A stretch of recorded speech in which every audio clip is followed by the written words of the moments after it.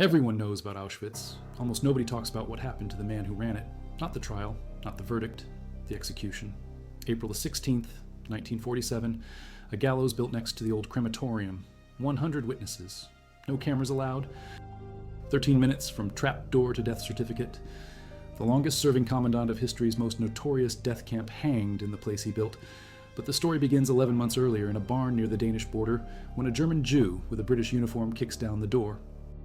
If you value documented World War II history like this, subscribe. It's the best way to support our work. Also comment from which city you're hearing this from. This script is researched and factual, using sources from the Auschwitz Museum archives, published in Focus Historia magazine in 2025, trial documents from the Polish Supreme National Tribunal archived at the Institute of National Remembrance reference number IPN-GK 196/82 through 196/114, and testimony transcripts from the International Military Tribunal at Nuremberg documented in volume 11 of the trial proceedings from April 15th, 1946. Now back to the information. March 11th, 1946, 20 past 11 at night. Gotruppel, Paustua, Schleswig-Holstein. British jeeps roll into a farmyard. Captain Hans Alexander steps out first, 28 years old, Berlin-born, Jewish. His family fled Germany in 1936 when his father's name appeared on a Gestapo arrest list. Behind him stand 20 soldiers, many of them Jewish, all of them carrying loaded weapons and axe handles. They knock on the barn door.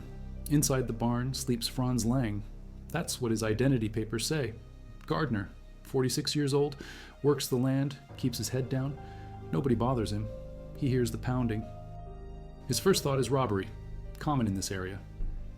Then he hears the voice, British accent, commanding, "Open the door or we break it down." He opens it. 2 officers stand in front, captain and a doctor. Behind them, a wall of armed men. Searchlights blind him. The captain moves fast, shoves a pistol into his mouth before he can speak. The metal hits his teeth. One question, your name. He tries the lie, Franz Lang, gardener. The captain sees his wedding ring. Take it off. Now. He hesitates. The captain grabs his hand. The ring comes off. Inside the band, an inscription. Rudolf and Hedwig. Wedding date, August 17th, 1929. Rudolf Franz Ferdinand Höss, Obersturmbannführer, SS Lieutenant Colonel, First Commandant of Auschwitz concentration camp, May 4th. 1940 to November 1943.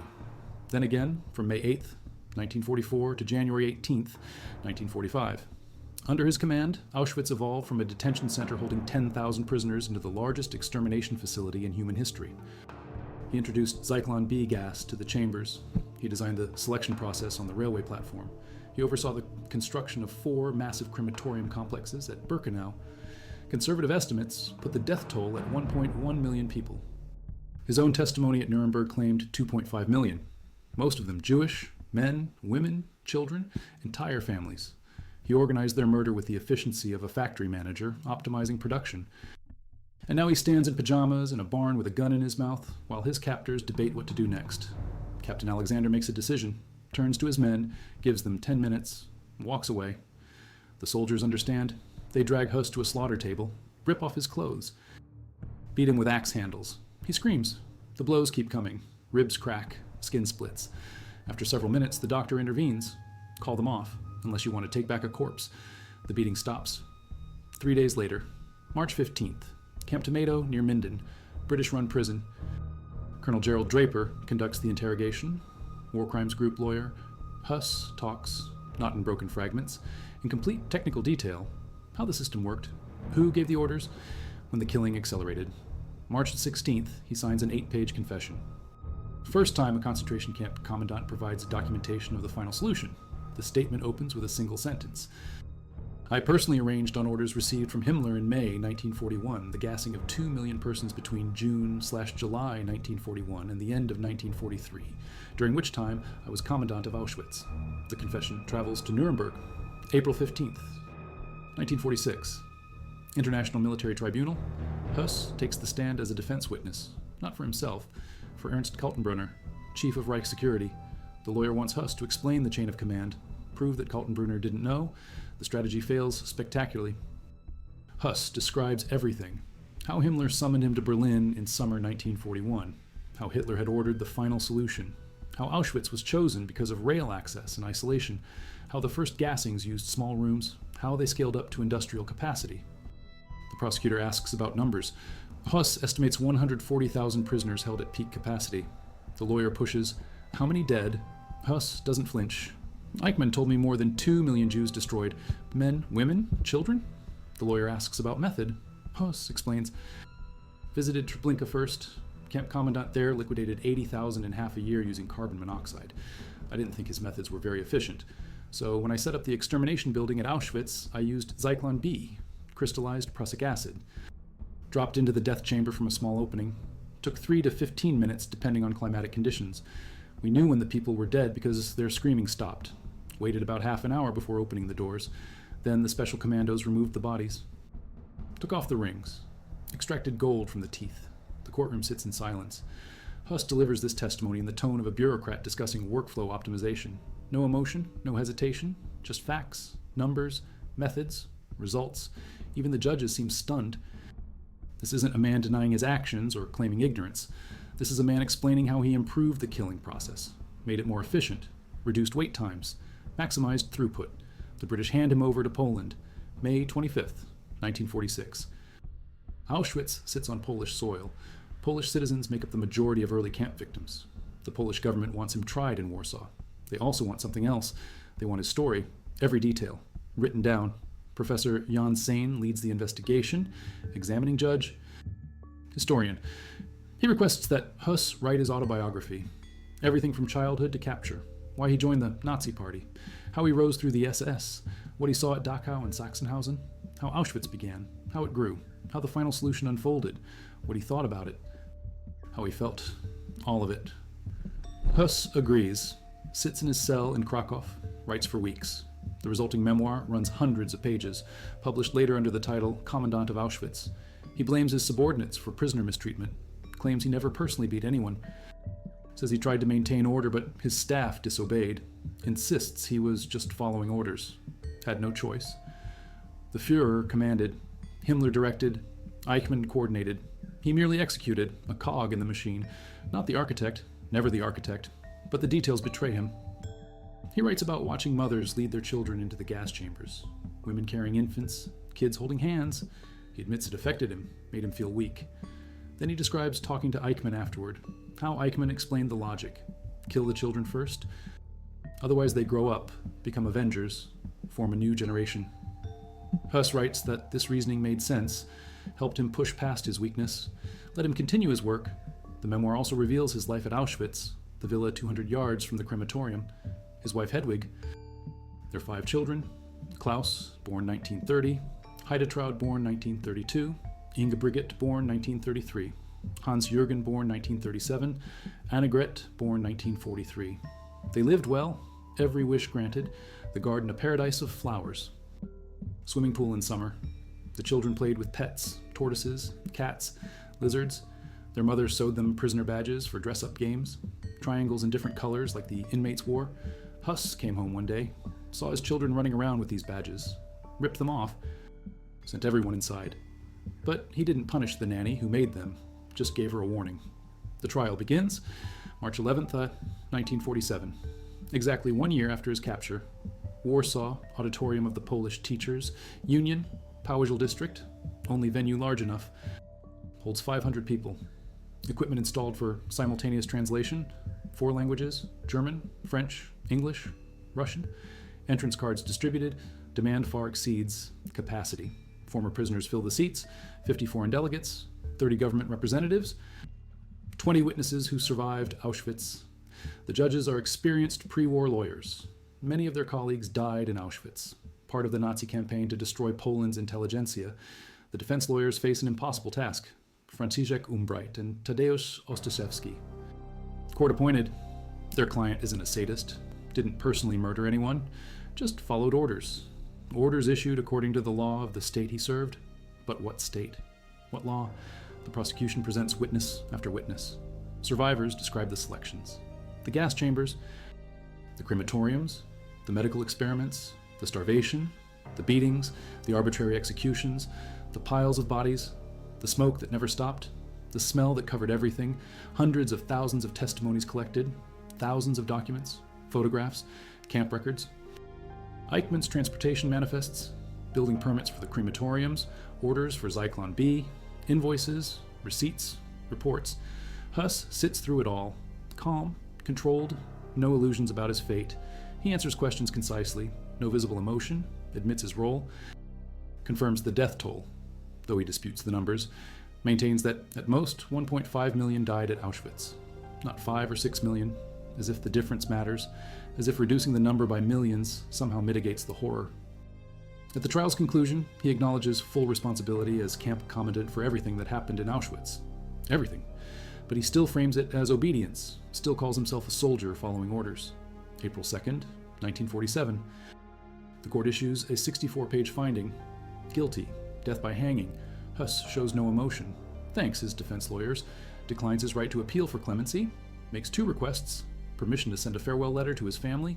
Permission to return his wedding ring to his wife. Both granted. He's transferred to Wadowitz prison, 30 kilometers from Auschwitz, birthplace of Karol Wojtyła. Future Pope John Paul II. History's irony. The man who built the largest killing center in history spends his final days in the hometown of a future pope. In prison, Höss speaks with Professor Batawia, Polish psychiatrist, confesses something he's never said before.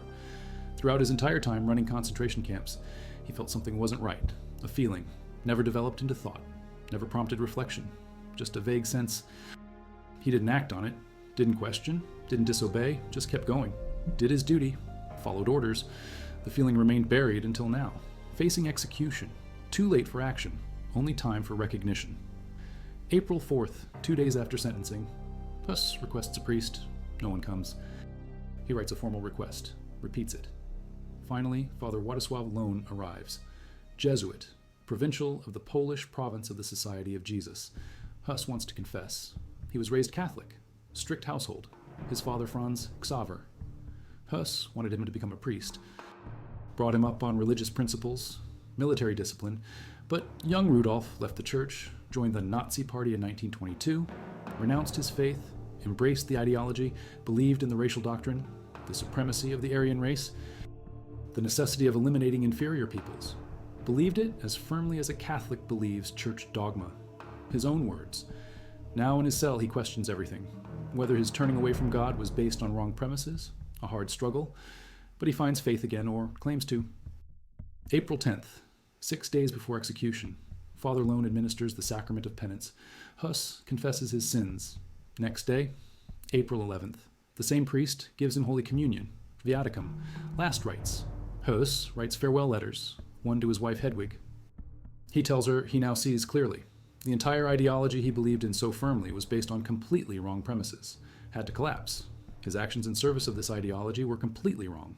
Even though he faithfully believed the idea was correct, he's found God again. Returned to the Catholic Church, asks for her forgiveness, hopes she understands. Another letter to his children, especially his eldest son Klaus. Keep your good heart. Become a person guided by warmth and humanity. Learn to think and judge for yourself, responsibly. Don't accept everything without criticism. Don't believe everything from authority as absolutely true. The biggest mistake of his life was believing everything faithfully from the top, never daring to doubt, never questioning. In all your undertakings, don't just let your mind speak. Listen to the voice in your heart. Retain your soft and feeling hearts. The irony cuts deep. The man who organized industrial-scale murder now tells his children to question authority, to think independently, to follow their hearts, to be humane. Did he not hear the screaming from the gas chambers? Did he not see the bodies stacked like wood?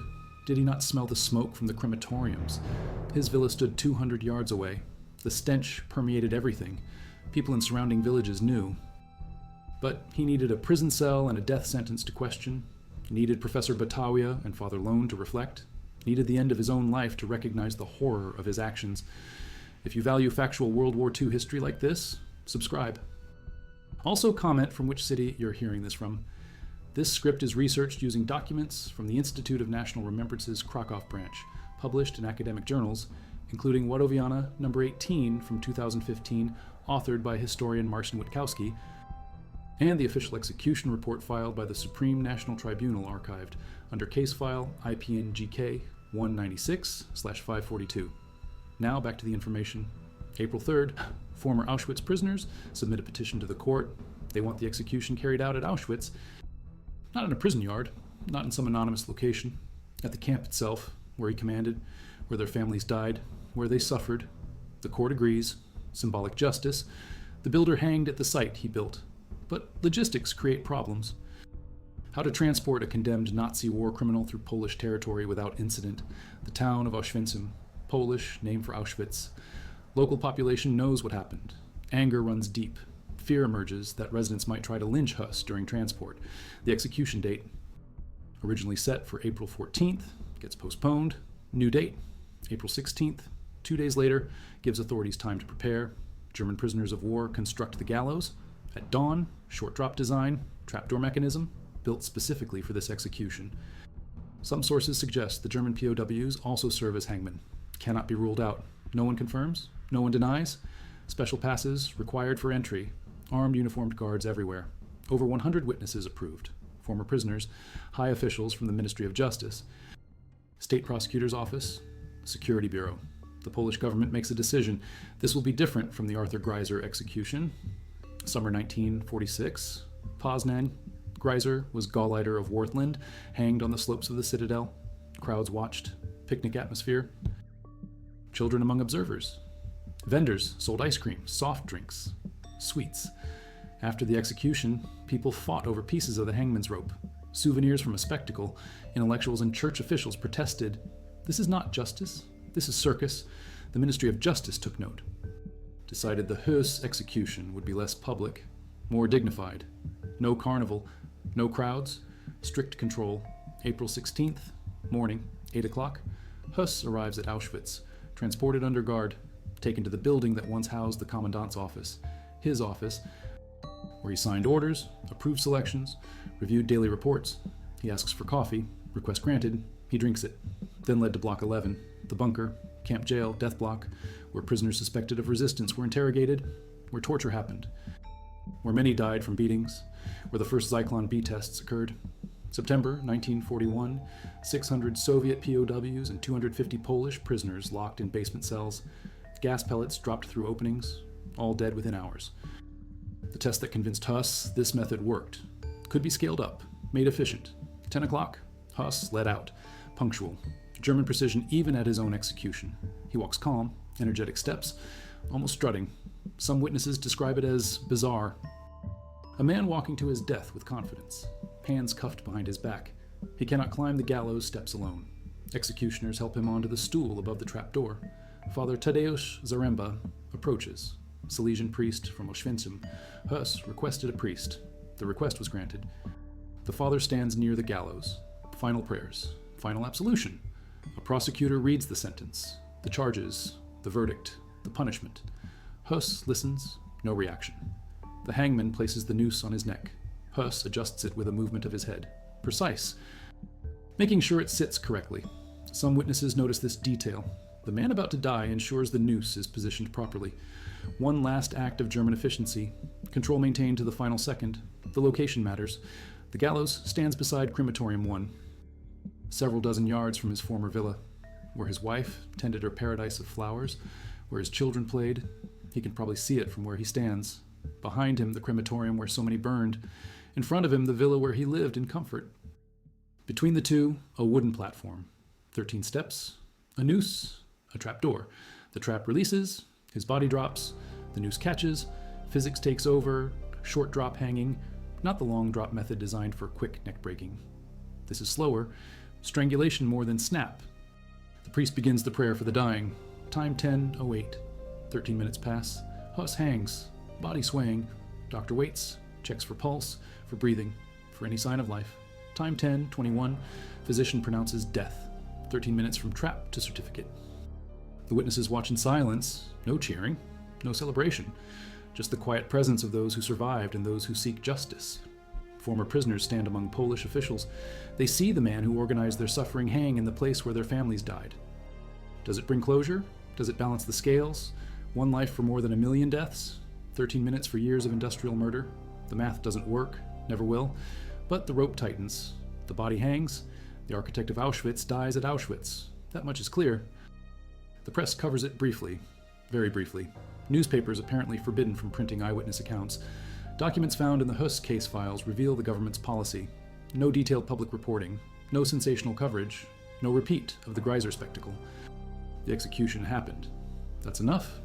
The official report states Höss remained completely calm right up to the end, expressed no final wishes, made no final statement, adjusted the noose, died without ceremony. His body comes down. What happens next remains unclear. Some sources say cremation, ashes scattered in the forest. No marker, no grave, no memorial, nothing to identify where the remains went. Other accounts are less specific. Just state the body was removed, handled according to protocol. The villa where he lived with his family, the garden his wife called paradise, the swimming pool where his children played, all still visible from the execution site. The proximity brutal in its symbolism, luxury and murder, family life and genocide, a flower garden and a crematorium, all within 200 yards. Höss's confession at Nuremberg became evidence in multiple trials. The Pole trial, named for defendant Oswald Pole, chief of the SS Economic and Administrative Main Office, controlled concentration camp labor. His office managed the business side of genocide, extracting value from prisoners before death, gold from teeth, hair for textiles, bone for fertilizer. Höss's testimony helped convict him. Death sentence. Executed 1951. The IG Farben trial. Corporate executives who built a synthetic rubber plant at Auschwitz III Monowitz. Used slave labor, worked prisoners to death, bought inmates from the SS, paid per head. When workers died from exhaustion, they ordered more. Höss's affidavits documented the arrangement, testified about the selection process, how sick prisoners went to the gas chambers, how healthy ones went to the factories. The company executives received sentences, prison terms, not death. Most served less than 8 years. Many returned to corporate positions after release. The Frankfurt Auschwitz trials, 1963 to 1976. German courts prosecuting their own citizens, 22 defendants, guards, administrators, doctors, SS officers who ran the camp after Höss left. 6 received life imprisonment. Others got 3 to 14 years. Many former SS men from Auschwitz were examined as witnesses but never charged. Despite investigations by prosecutors in Ludwigsburg and other German states, the results were modest. Of roughly 7,000 SS troops who served at Auschwitz, most were not arrested, not tried, not punished. They lived productive lives, raised families, had careers, retired with pensions. The system moved on. Höss's memoir became required reading, not for entertainment, for documentation. Primo Levi, survivor of Auschwitz, wrote the introduction to one English edition. Called it filled with evil. No literary quality. Reading it is agony. The author comes across as what he is: coarse, stupid, arrogant, long-winded, scoundrel, and yet it's one of the most instructive books ever published, because it shows how ordinary men become mass murderers, how bureaucratic thinking enables genocide, how following orders becomes participating in atrocity, how distance from victims allows continuation of horror.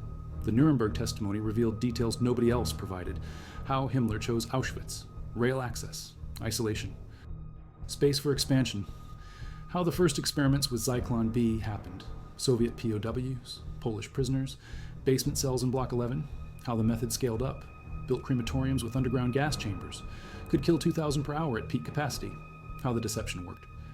Told arrivals they were going through delousing. Sometimes people believed it, sometimes riots broke out. Women hid children under clothes, found them anyway, sent them to the chambers.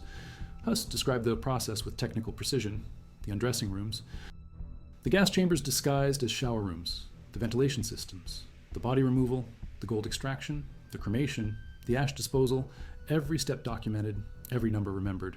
He wasn't boasting, wasn't celebrating, just explaining: this is how we did it. This is why we did it this way. This is how many we processed. The language of manufacturing applied to murder, efficiency metrics for extermination, a businessman describing operations, but certain details break through the bureaucratic language. He admits watching mothers with children, describes their faces, their fear, their realization, says it affected him, made him weak, but he couldn't show it. Everyone watched him for reactions, had to appear cold, heartless. Any sign of emotion would raise questions, undermine authority. So he buried the feelings, maintained the mask, did his duty. Later, when the transports arrived, especially when exterminating women daily, everyone involved had the same unspoken question: how long can this go on? Nobody said it aloud, just kept working, kept processing, kept burning. The trial in Warsaw presented one technical question: Can a man who never personally killed anyone be held responsible for the deaths that occurred under his command? Höss argued he gave orders but didn't execute them himself. Never beat a prisoner. Never shot anyone. Never operated the gas chambers. His subordinates did that. The capos did that. The prisoner functionaries did that. He just managed the facility, approved the plans, signed the reports. The prosecution argued that command responsibility means exactly that. Responsibility for what your command does. Every selection, every gassing, every burning. All authorized by his position, all enabled by his decisions, all traced back to his office. The defense tried another angle. He was following orders from Himmler, who followed orders from Hitler. The chain of command goes up, not down. He had no choice. Disobedience meant death. Refusal meant replacement. Someone else would run Auschwitz. Someone possibly worse. Better him with his attempts at humane treatment than a sadist who enjoyed cruelty. The prosecution dismissed this. Following illegal orders is not a defense. Crimes against humanity transcend national law. International standards apply. The Nuremberg principles. Superior orders do not absolve individual responsibility. The verdict came down clear. Guilty. But the trial revealed something deeper. How the Nazi system functioned, how it recruited, how it trained, how it promoted. Höss wasn't born a monster. He was made one. Born 1900 in Baden-Baden, raised strict Catholic. Father wanted him to be a priest. Lonely childhood. No friends his own age. All his associations with adults. Learned obedience early. Learned to submit to authority. Never question. Never doubt. His father brought him up on religious principles and military discipline. One and the same. Duty. Obedience. Service. World War I changed him. Joined the German Army, 1916. Age 15, youngest non-commissioned officer in the Army, wounded 3 times, awarded Iron Cross twice, learned that violence solves problems, that following orders brings rewards, that discipline creates results. After the war, joined the Freikorps, paramilitary group suppressing leftist uprisings. Latvia, the Ruhr, street fighting, political murder. Through the Freikorps, he met Hitler, 1922, joined the Nazi Party immediately, renounced the Catholic Church, embraced the ideology. Racial superiority, Lebensraum, the Jewish question, all of it made sense to him, fit his worldview, gave meaning to his experience. 1923, he participated in a political assassination. Walter Kadow, Freikorps member, suspected of informing on Albert Leo Schlageter. Schlageter conducted sabotage against French occupation forces. Arrested and executed May 26, 1923. Höss and accomplices including Martin Bormann took revenge, beat Kadow to death. One of the killers confessed. Höss arrested, tried as ringleader. Though he claimed someone else was actually in charge, he accepted blame. Group leader, sentenced to 10 years hard labor. Bormann got 1 year. Höss served until 1928, released early. Amnesty for political prisoners. 1929, married Hedwig Hensel. August 17th, they had 5 children. Normal family on paper. He worked various jobs, joined the SS 1934, started at Dachau, first concentration camp. His mentor, Theodor Eicke, camp commander, former street fighter, simple-minded, old-time Nazi. Considered all prisoners enemies of the state, treated them harshly, annihilated those who resisted. This was his doctrine. This was his teaching. Höss learned from him, watched floggings, witnessed executions. Felt sick at first, hot and cold chills when the screaming started. But adapted. Had to. Weakness was not tolerated in the SS. Compassion was suspicious. Any reluctance marked you as unreliable, so he hardened himself, stopped reacting, started doing his job without emotion. 1938, transferred to Sachsenhausen, adjutant to the commander. Later, head of protective custody camp. Learned administration, paperwork, logistics, how to manage large populations, how to maintain order, how to process prisoners efficiently. May 1940, appointed commandant of Auschwitz. Age 39, his first independent command. He arrived with energy, immense drive, built the camp from dilapidated Polish army barracks, 22 brick buildings in a damp industrial town. He expanded it, requisitioned more land, constructed additional blocks, created the infrastructure, roads, sewage, water, power. Built Birkenau, the second camp. Massive expansion, hundreds of barracks, 4 crematorium complexes, industrial killing capacity. Summer 1941, summoned to Berlin. Himmler's office, private meeting. Himmler told him the Führer had given the order for final solution of the Jewish question. We, the SS, must carry out that order. If not carried out now, then the Jews will later destroy the German people. Auschwitz, chosen for its rail access, its isolation, its space, Höss was to prepare. Build the facilities, develop the methods, make it work, secret Reich matter, tell no one, not even superiors, death penalty for disclosure. He accepted the assignment, saw it as duty, as necessity, as service to the fatherland. He visited Treblinka, studied their methods. Camp commandant there liquidated 80,000 in 6 months. Mostly Jews from Warsaw Ghetto, used carbon monoxide gas. Höss thought it inefficient, too slow, too unreliable. He wanted better, faster, more certain.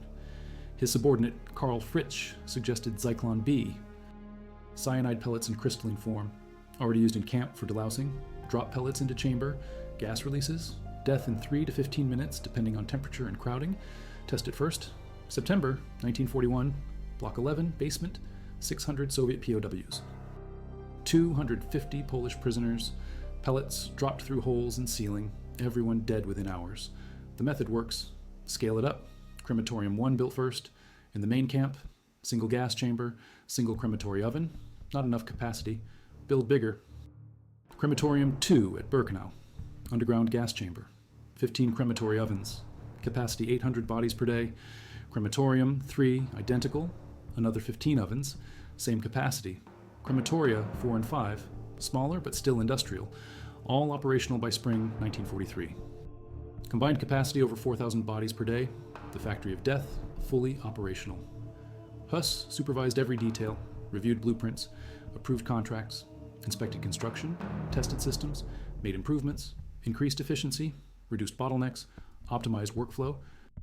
The trains arrived daily, sometimes multiple transports, hundreds of cars, thousands of people, Jews from across Europe, Poland, Hungary, Greece, France, Netherlands, Belgium, Italy, Czechoslovakia, Germany itself.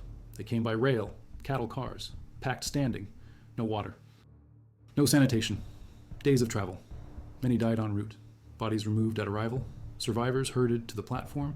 SS doctors conducted selections. Left or right, work or gas. Those selected for work got numbers tattooed, heads shaved, given prison uniforms, sent to barracks. Those selected for gas went straight to the chambers, told they were going to shower. Strip. Leave clothes here.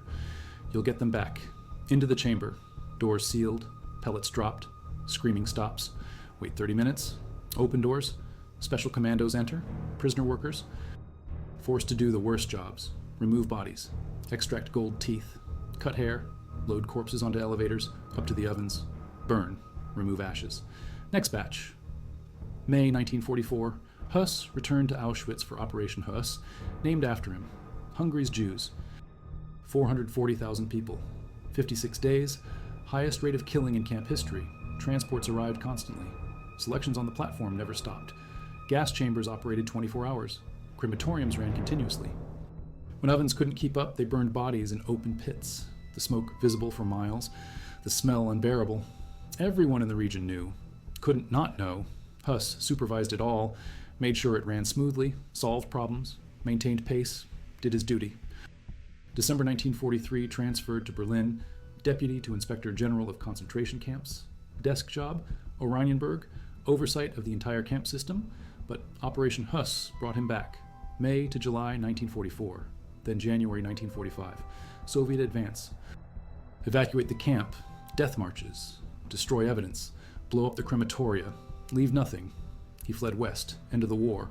Himmler advised him to disguise himself, become Franz Lang, Kriegsmarine veteran, gardener, blend in, survive, wait for opportunity to escape. South America, perhaps, where other Nazis fled, where the networks operated, where German communities welcomed former SS.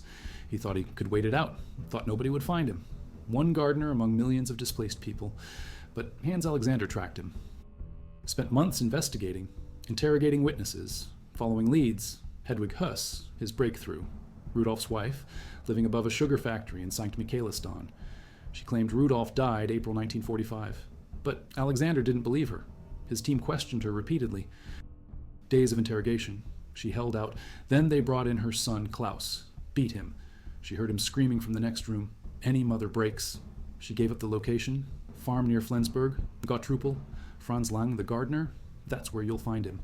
Alexander moved fast. Night of March 11th. 20 soldiers. Axe handles. No mercy. They'd seen Bergen-Belsen, walked among the corpses, dug the mass graves, carried bodies skeletal with starvation, smelled the death that lingered, many of them Jewish, lost family in camps. Now hunting the man who ran the biggest one, when they found him, they wanted to kill him. Alexander gave them 10 minutes, knew what would happen, accepted responsibility. The beating nearly killed Höss. Doctor stopped it, just barely. They needed him alive, needed his testimony, needed him to tell the world what happened. And he did tell everything at Nuremberg. In his memoir, during the Warsaw trial, complete documentation, not because he felt guilty, not because he wanted atonement, because he was German, orderly, thorough. When you do a job, you document it properly. When you testify, you tell the truth. When you write your story, you include details. That's discipline, that's duty, even in defeat, even facing death. Maintain standards, follow protocol, do it correctly. His execution photographs exist. 11 prints, taken by Stanisław Dąbrowiecki, press photographer, April 16th, 1947, kept secret for decades in communist Poland. Negatives stored in a safe at the Justice Ministry, disappeared at unknown time. Only the prints remain. They show Höss walking to the gallows, calm, composed, standing on the platform, noose around his neck, adjusting it, the trap, the drop, the body hanging, clinical documentation of the end, no drama, no spectacle, just the conclusion of a process, trial, verdict, sentence, execution, all according to law, all properly documented. The witnesses who attended included Stanisław Hans, guard at Auschwitz-Birkenau during the war, prisoner forced into that role. He watched Höss walk to the gallows, expected him to make a statement, some declaration, glory to the Nazi ideology, defiance to the end, something, but nothing, not a word. Just climbed the steps, stood on the stool, let them put the noose on, died quietly. Hans thought afterward, one life for so many millions of people. Is that not too little? The question everyone asked. The question with no answer. Höss's final written statement composed in his cell, public declaration, read into the record. As commandant of Auschwitz, I was responsible for carrying out part of the cruel plans of the Third Reich for human destruction. In so doing, I have inflicted terrible wounds on humanity. I caused unspeakable suffering for the Polish people in particular. I am to pay for this with my life. May the Lord God forgive one day what I have done. I ask the Polish people for forgiveness. In Polish prisons, I experienced for the first time what human kindness is. Despite all that has happened, I have experienced humane treatment which I could never have expected, and which has deeply shamed me. May the facts which are now coming out about the horrible crimes against humanity make the repetition of such cruel acts impossible for all time. Notable absence. No mention of Jews in the final statement. The primary victims, the ones the system targeted specifically. The ones transported from across Europe for extermination. Over 1 million at Auschwitz alone, but in his last public words he mentions the Third Reich. Mentions humanity in abstract, mentions the Polish people, but not the Jews, repentance incomplete, recognition partial. Even at the end, unable or unwilling to fully confront what he did and to whom. His family after execution struggled. Hedwig, widow of a convicted war criminal, no pension, no government support, never worked a job. Her grandson Rainer speculated she survived on money from the old Nazi network, former SS members, sympathizers, people who still believed, or people who helped each other out of pragmatism, shared history, shared guilt. Klaus, the eldest son, eventually moved to Australia. Died there 1980s. Heidetraud died before 2020. Ingebrigit lived until October 2023. Hans-Jürgen stayed in Germany. Annegret the youngest, born 1943, stayed as well. The children rarely talked about their father. Brigitte gave her first interview in 2013. Journalist Thomas Harding, great-nephew of Hans Alexander, took 3 years to convince her. She described Rudolf as the nicest father in the world, read them stories, took them on boat rides, loved by his family, 2 sides to him. The father and the commandant. Harding concluded a single person can be both, man and monster. That's the frightening part. Could happen again. Why we must stay vigilant. Rainer grandson tried to profit from the name, trading on Holocaust victim families, convicted 13 times for fraud. Most recently, August 2020, other family members condemned him, using names and ashes of millions of victims. Disgusting. Stop. The site today, Auschwitz-Birkenau State Museum, preserves the camp, educates visitors, documents the history. The gallows where Höss hanged no longer stands, but a marker indicates the location, between Crematorium I and the old administration building. The text reads, "This is where the camp Gestapo was located." Prisoners suspected of involvement in the camp's underground resistance movement or of preparing to escape were interrogated here. Many prisoners died as a result of being beaten or tortured. The first commandant of Auschwitz, SS Obersturmbannführer Rudolf Höss, who was tried and sentenced to death after the war by the Polish Supreme National Tribunal, was hanged here on 16 April 1947. Simple, factual, no editorializing, just stating what happened, where it happened, when it happened. The villa where the Höss family lived still visible. 200 yards away, tourists visit, walk the grounds, see the gas chamber, see the crematorium, see the villa. Proximity brutal. Cannot be ignored. Some visitors struggle to comprehend. How could he live there with his family? How could his children play while people died? How could Hedwig tend her garden?